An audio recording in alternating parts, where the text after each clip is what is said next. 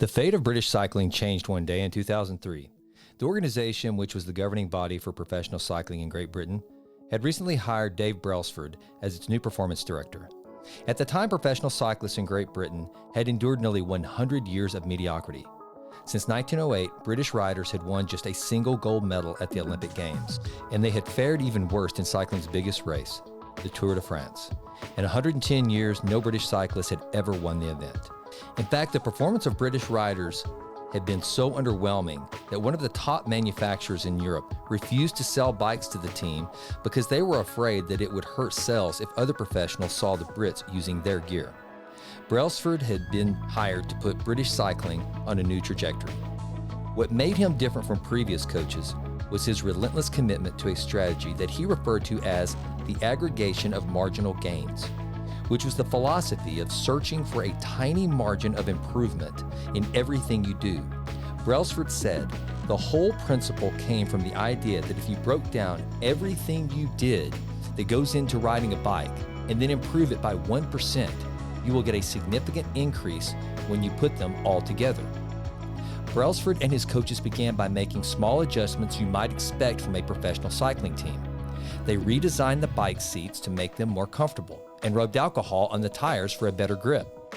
They asked riders to wear electrically heated overshorts to maintain ideal muscle temperature while riding, and used biofeedback sensors to monitor how each athlete responded to a particular workout. The team tested various fabrics in a wind tunnel and had their outdoor riders switch to indoor racing suits, which proved to be lighter and more aerodynamic. But they didn't stop there. Brailsford and his team continued to find 1% improvements in overlooked and unexpected areas. They tested different types of massage gels to see which ones led to the fastest muscle recovery. They hired a surgeon to teach each rider the best way to wash their hands to reduce the chances of catching a cold. They determined the type of pillow and mattress that led to the best night's sleep for each rider. They even painted the inside of the team truck white, which helped them spot little bits of dust that could normally slip by unnoticed but could degrade the performance of the finely tuned bikes. As these and hundreds of other small improvements accumulated, the results came faster than anyone could have imagined. Just 5 years after Brailsford took over, the British cycling team dominated the road and track cycling events in the 2008 Olympic Games in Beijing, where they won an astounding 60% of the gold medals available. 4 years later, when the Olympic Games came to London, the Brits raised the bar as they set 9 Olympic records and 7 world records. That same year, Bradley Wiggins became the first British cyclist to win the Tour de France. The next year, his teammate Chris Froome won the race, and he would go on to win again in 2015, 16, and 17, giving the British team 5 Tour de France victories in 6 years. During the 10-year span from 2007 to 2017, British cyclists won 178 world championships and 66 Olympic or Paralympic gold medals, and captured 5 Tour de France victories in what is widely regarded as the most successful run in cycling history. How does this happen?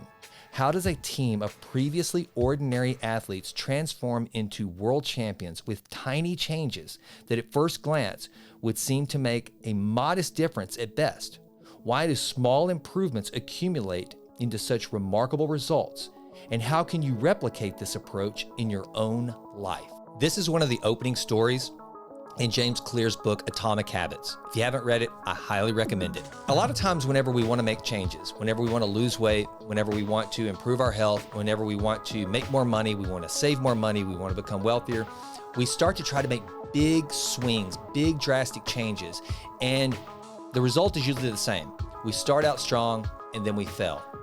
Whereas if we would start to focus on those tiny little differences that can have the biggest impact, then we will absolutely make those changes, because in the aggregate over time, they will compound into massive change. I was just watching a video with Thomas DeLauer talking about how you should approach losing weight. And one of the things he talked about, if you're really trying to get lean and you're trying to lose that last 5 pounds of visceral fat, and for those of you who have lost a lot of weight and now you're down to that last stubborn bit of weight that won't come off, you know it can be maddening. Well, what he recommended was this very thing. He said, instead of trying to make big drastic changes at that point, do small things. Whenever you sit down to a meal, take the time to take just a little bit off of your portion. Don't try to starve yourself. Don't try to make drastic changes that are going to be miserable. Instead, just take a little bit of the portion off. Start to make replacements. At night, if you're somebody like me that you have a habit of eating dessert, instead of eating a bowl of ice cream or something that you know is bad for you, replace that with something that's more tolerable. Some berries, which are high in fiber. They'll satisfy your sweet tooth, but they're not going to spike your blood sugar levels. Just make these small little changes. But a lot of people, what they'll do is they'll start to make these big drastic changes overnight. They'll get frustrated and end up right back where they were. And instead of improving 1% every day and compounding that, they start to take these tiny little steps backwards that compounded bring them back to zero, and sometimes even worse, eliminating all the work and all the progress that they had made before. So today's Monday Mindset is about just making those 1% changes every single day and compounding them to the point where in the aggregate, you will win the game of weight loss, of relationships, of communication, of wealth, whatever it is. Don't try to take those huge swings all at once. Just make those tiny little 1% incremental changes that compounded will make drastic change.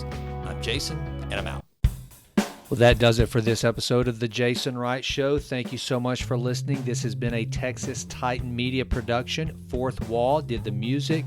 And as always, thank you so much for listening. Please consider going out to jasonwrightnow.com and signing up for the Vitruvian letter. Also, please go out to iTunes. It takes like 30 seconds to just leave us a 5-star rating. It does wonders for the podcast. I would be so grateful. And with that, until we meet again, go crush it and endeavor to improve always in all ways. I'm out.